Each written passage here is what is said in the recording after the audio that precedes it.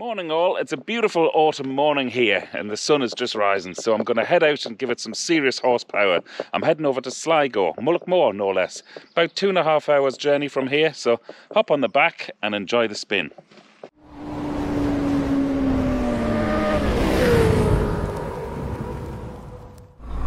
Welcome on board folks. I've actually just switched the camera on even though I've been riding for half an hour at this stage, but the fog was like pea soup since I left home there, so it was pointless even turning the camera on. Anyway, the fog has lifted, as you can see, thank God. Still a lot of moisture around. You can see the moisture on the windscreen. Actually, I must tell you something which happened last week. One of my subscribers last week tuned into one of my recent videos and left a message. He said, your windscreen was dirty, so I couldn't watch anymore, had to switch off. So please don't switch off folks, it's only moisture. It will clear very soon, I'm sure. Anyway, you can see I'm fully laden today. I've even got the top box on the back. That's because I've got all of my camera kit with me. A few GoPros of the 360 camera, all the bits and pieces which go with that. I've even got the drone. I've got my all-in-one wet weather cover because there is a bit of bad weather due this afternoon.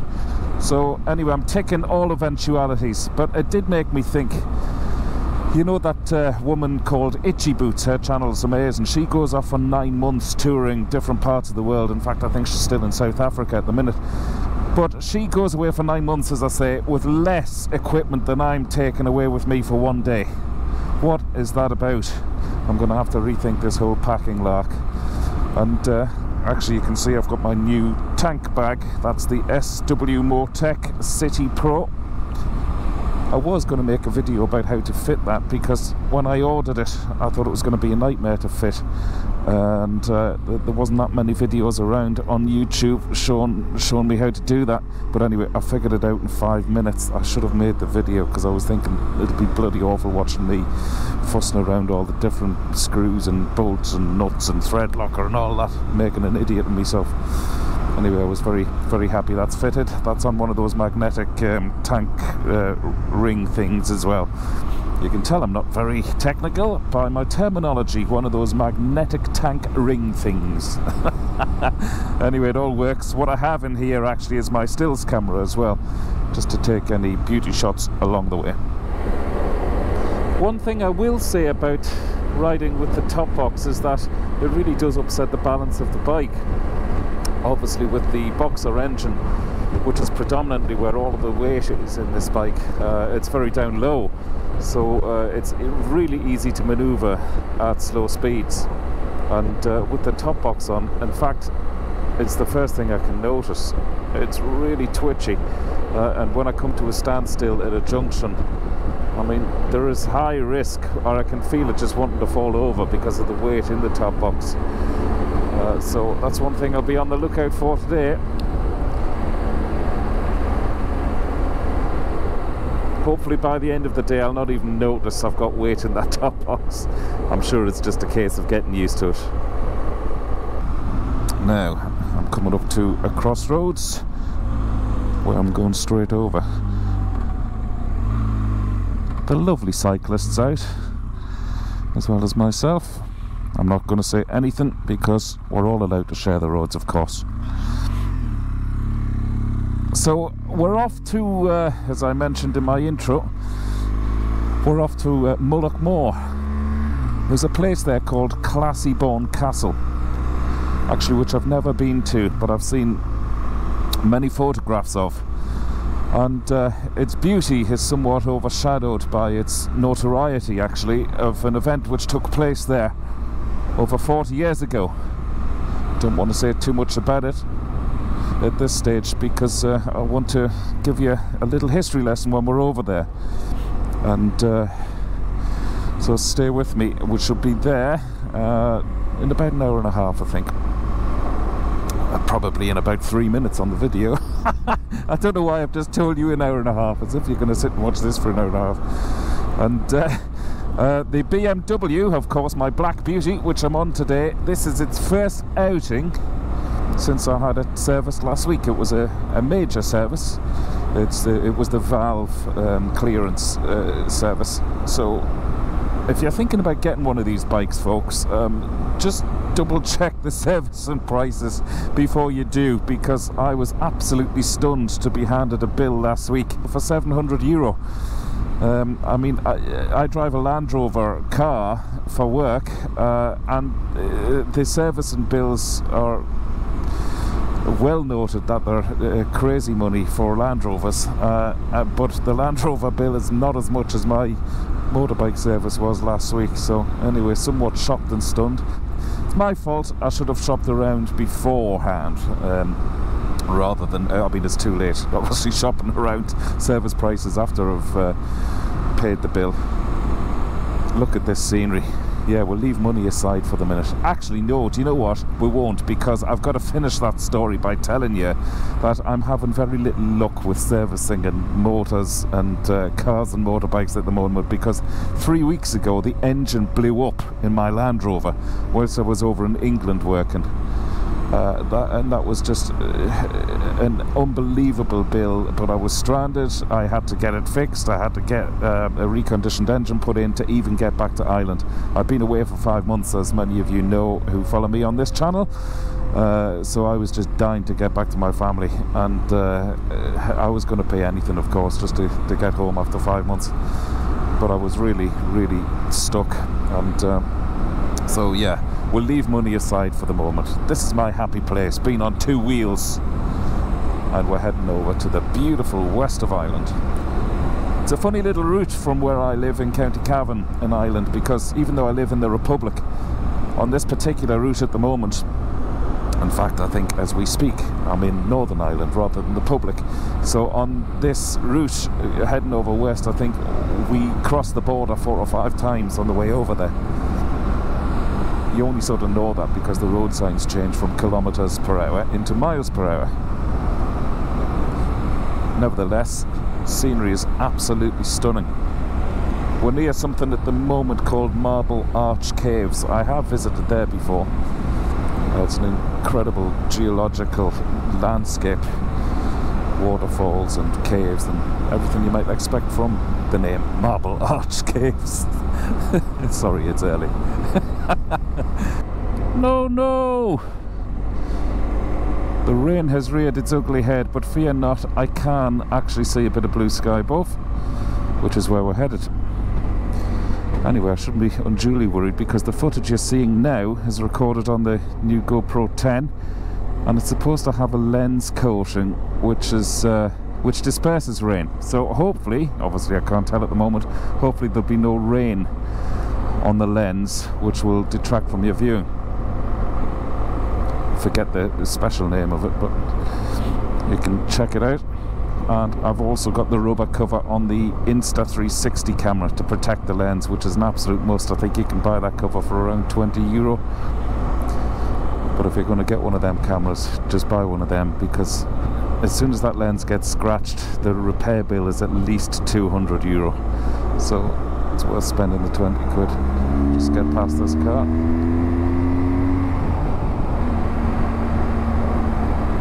I love the sound of the Boxer engine. Don't know how much you could hear there. Actually, back to the 360 camera. If you're thinking about getting one of them, well, check out my other videos first of all, and just have a look at exactly what I've done with it. I've also a few tutorials about the workflow from the camera, and also where to mount the camera on board your motorbike. And I also have an affiliate link which I'll put in the blurb below, and if you buy one of these cameras I get a kickback of about 20 quid. Imagine that, which will, funny enough, pay for my fuel today or my lunch. It won't pay for both, but it's a nice little kickback anyway. I've sold a good few of them through my channel, so thanks everyone for doing that, for buying those. Look at this scenery, folks.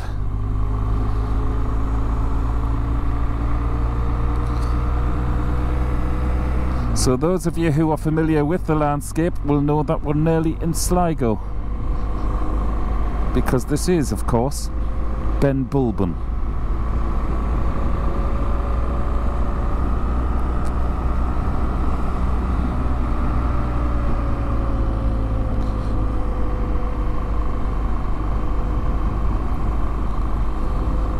Look at the light on the side of the hill there. Stunning.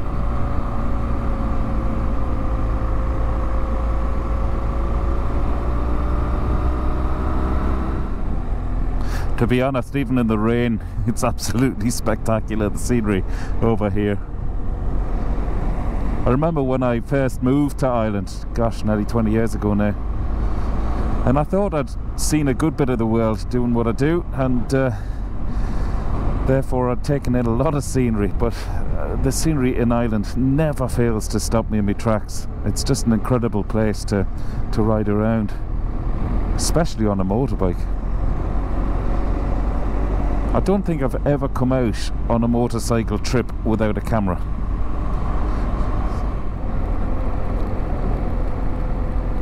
That's a bit special, isn't it?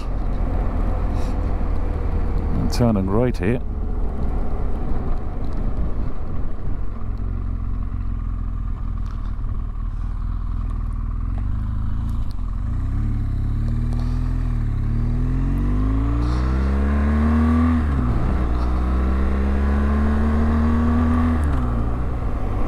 We're just driving onto Mullaghmore Head now, which is a little peninsula above Sligo and on the west coast of Ireland.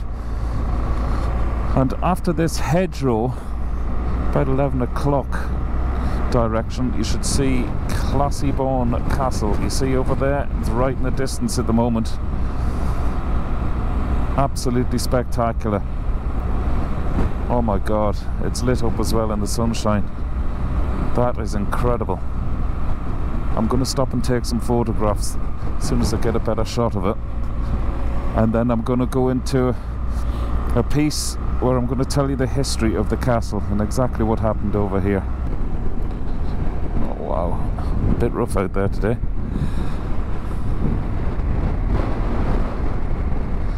Jeepers, you can see the waves smashing up over the rocks ahead of me.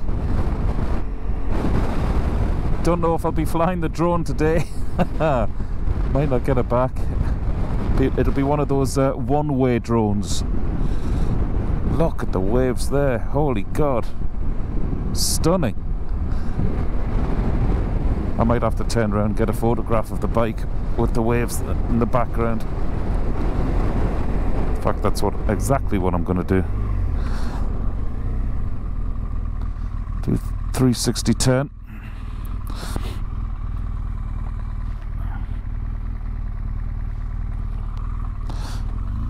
Oh wow, and look at the view of the castle. So if I go down here, I might get a double whammy. A few photographs with the sea in the background, because the light is just gorgeous at the moment. And also the castle. I'll just park over here in the hope that no traffic comes around the corner. Right, bear with me and I'll get the stills camera out, folks.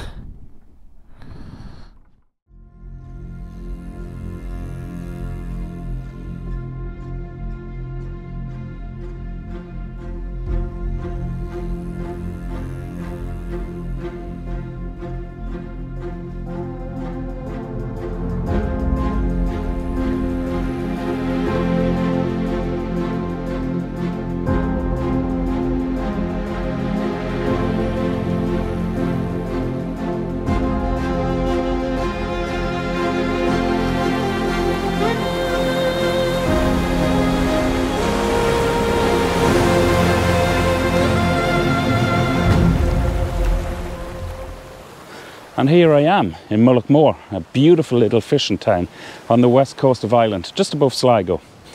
Dominating the vista around the corner from here is a place called Classiebawn Castle. It's now privately owned, but once was owned by the Mountbatten family.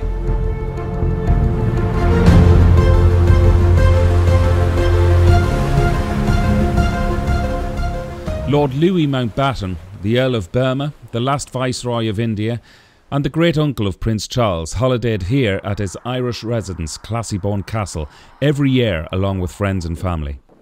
His time was spent writing, hunting and fishing.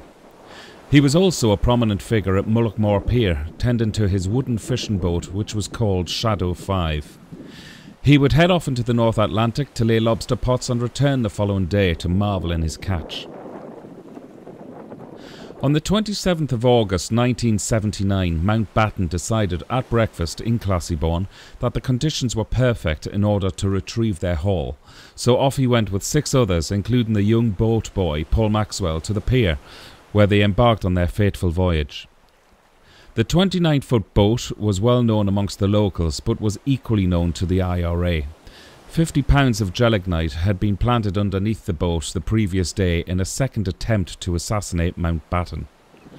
Approximately 300 yards from the shore, the bomb was detonated remotely, killing Mountbatten, his grandson Nicholas Knatchbull, Lady Doreen Brabourne, who was the mother of Mountbatten's son-in-law, and Paul Maxwell, the 15-year-old local boat boy, who earned the gig to work on the boat that summer, and his death in particular sparked outrage amongst the community. Amongst the survivors were Mountbatten's daughter Patricia, son-in-law Lord John Brabourne, with their other son Timothy, who was a twin to Nicholas.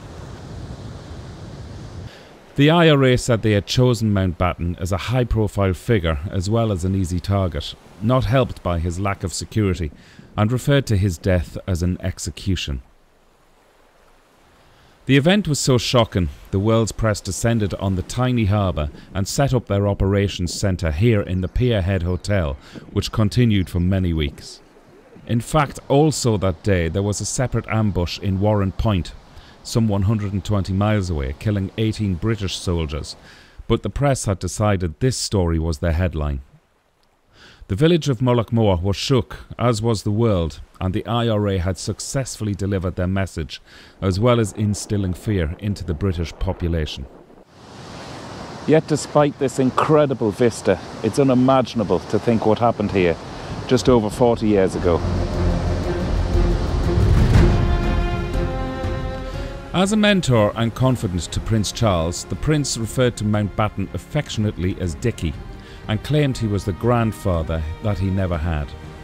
In 2015, Prince Charles visited Mullaghmore with his wife Camilla, the Duchess of Cornwall, as a way of reconciliation, but the irony here is that Mountbatten made many phone calls from Classiebawn advising Charles to stay away from the then married Camilla. With Thatcher as Prime Minister for the UK, she withdrew political rights from all IRA prisoners, referring to the organisation as a criminal rather than a political body. The IRA responded in turn with a hunger strike. The leader of this retaliation was Bobby Sands, who died from his hunger strike in prison on May the 5th, 1981. This signalled a raw and dark period ahead for England and Northern Ireland. Yet today, this beautiful unspoilt fishing village is a huge draw to tourists and locals alike. I know I've had a wonderful day here, and I'd certainly recommend its beauty and friendly locals to anybody seeking some escapism and also learning a thing or two about Irish history along the way. I've had more people stop to talk to me this afternoon, being out on 2 wheels in this part of the world, telling me about the history, giving me some local knowledge and stories that I know I'll not even remember, but from really passionate people. And I didn't want to ask them if I could turn the camera on them. I just wanted to savour it, really, and you know, rather than typical cameraman, can I turn the camera on you and film everything you're saying? Rather than doing that, I just wanted to savour the moment. Actually, one of the people who stopped to talk to me, just as I was taking the photographs and the video footage and everything, said I must stop at this little garden here. He said there's a plaque, a remembrance plaque, and he said it's worth taking a shot with your camera. So just before we do head for home, I'll try and get a shot of that, wherever it is. Switch the bike off, we'll go looking for it. I won't get the camera out just yet. It looks like there's a little turret built there, which would look like a suitable place for a plaque. Maybe it's on the other side. Oh, it's a seat. And here it is. Oh wow. I'll go and get the proper camera just so I can get some nice shots of this. After all, it does deserve it.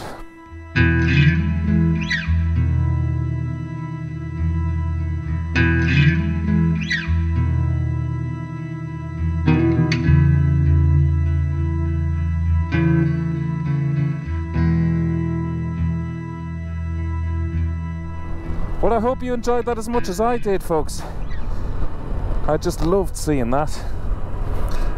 And I hope you enjoyed learning a little bit of the history as well connected with it.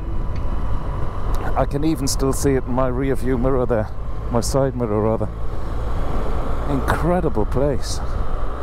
Incredible vista. And incredible to be out on two wheels. Once again, folks, thanks for tuning in. I'm Dave Perry for Wheelie Good TV. Over and out.